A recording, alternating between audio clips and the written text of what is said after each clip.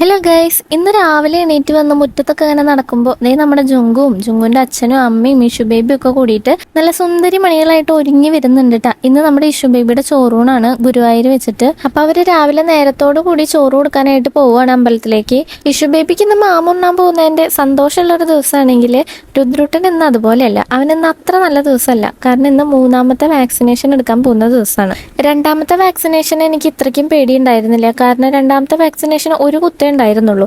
ഒന്നാമത്തെയും മൂന്നാമത്തെയും വാക്സിനേഷന് 3 കുത്താണുള്ളത്. 2 തുടയിലും ഒരു കയ്യിലാണ് കുത്തുന്നത്. പതിവ് പോലെ തന്നെ കുത്തി കിട്ടിയപ്പോൾ അവൻ വാവിട്ട് കരയായിരുന്നു. അവന്റെ കരച്ചിൽ കണ്ടിട്ട് എനിക്ക് സഹിക്കാൻ പറ്റാണ്ട് ഞാനും അവിടെ ഇരുന്ന് കരയുന്നതായിരുന്നു.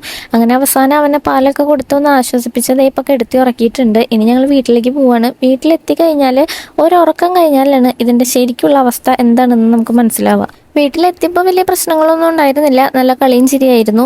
അത് കഴിഞ്ഞ് ഉറങ്ങി എണീറ്റപ്പോൾ ഞാൻ നേരത്തെ പറഞ്ഞിട്ടുള്ള ആ ഒരു അവസ്ഥയാണ് ഈ കാണുന്നത്.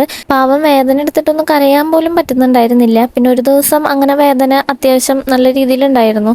പിന്നെ പിറ്റേ ദിവസം ആയപ്പോഴേക്കും ആള് റെഡി ആയിട്ടാ. അപ്പൊ അത്രേ ഉള്ളൂ ഗൈസ്, ബൈ.